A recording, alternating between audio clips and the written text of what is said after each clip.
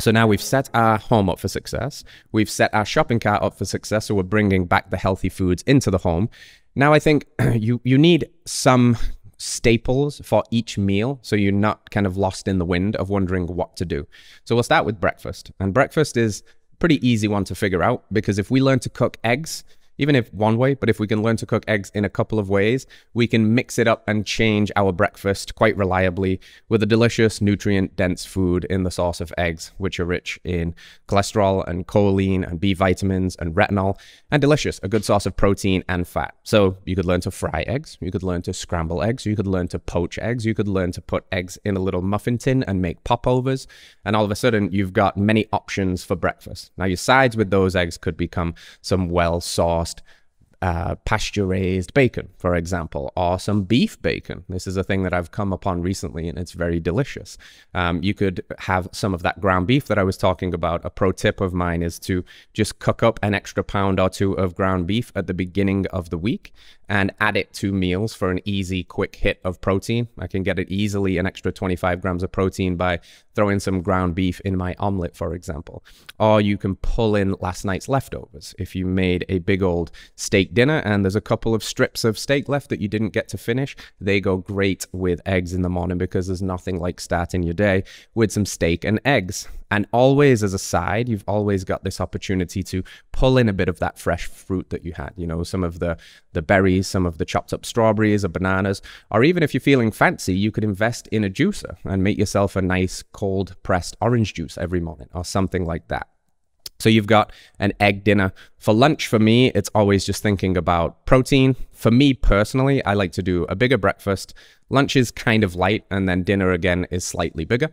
And for lunch for me, I'm either looking at just a hit of protein and some fruit, something that doesn't disrupt my day too much, doesn't cause a whole mess in the kitchen, that can get me back to work pretty quickly, but again is pulling on this longest lever, which is protein. You'll hear me say protein, protein, protein over and over again, because I really think it's the cheat code for setting your diet up for success for many reasons, but primarily being that protein fills us up. It's very satiating. And one of the biggest reasons that diets fail, at least in my experience, is that people are hungry. When you're hungry, you don't make good choices because you're hungry. You're basically fighting against yourself. You can have as much willpower as you want, but eventually it's going to run out, and you're going to start going to the easy snacks again or pulling through the drive-thru because you're starving. It's not fun to do that. Protein makes you feel full. When you're full and you're satiated and you feel nourished, you're not going to want those foods as much. So you want to set yourself up for success by front-loading protein early in the day, if possible. There are numerous studies looking at how you switch macros in a person's diet, and if you front-load that protein and you get them a good hit of protein in the morning, let's say 50 grams with breakfast, on average, they will eat about 10% less calories over the course of the day, as opposed to somebody who started the day in a high carbohydrate state. And that will, you know, bear itself out pretty extensively in terms of health and body composition when you stretch that out to days, weeks, months, and years, because that's a huge saving on the calories that you're going to consume, which will eventually come from your body composition and make you nice and lean and strong and healthy and insulin sensitive.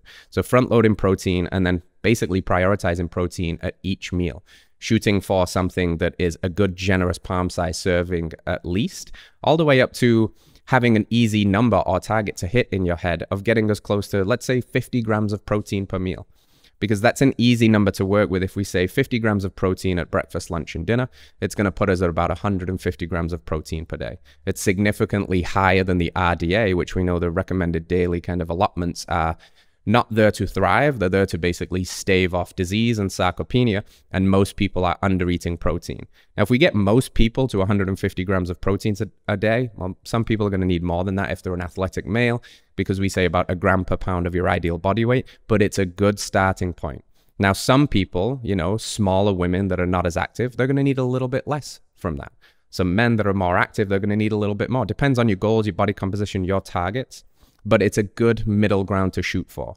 And if it means if you come under a little bit on one day, you go over a little bit on the next day, it's fine. It's going to be total protein flux over the week as opposed to micromanaging every single bite of meal. But it's a good target to shoot for. It's a good little home base to think, how could I get as close to 50 grams of protein at each meal? And I'm in a pretty good spot. Then I need to maybe pull on a certain lever to add a little bit more. And that might be a little snack, or just adding a little bit more protein to those meals. So ground beef or leftover steak or whatever it is that you can prioritize your protein with at lunch.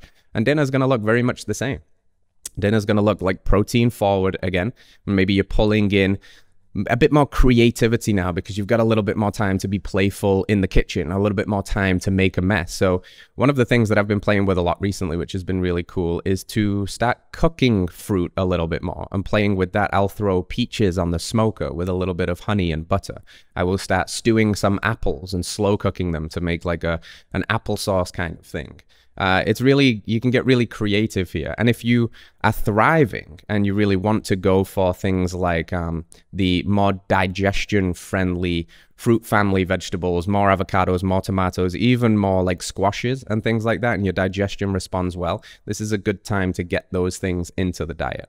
But again, always remembering that we're prioritizing and front-loading protein to set ourselves up for success. Hello friends, if you enjoyed that clip, then you can watch the entire thing by heading to this link over here, or you can find us wherever you find podcasts by searching Radical Health Radio. If there's value here, please hit that like button, let us know in a comment what your biggest takeaway was, and hit subscribe, support the show as we support you. We'll see you soon.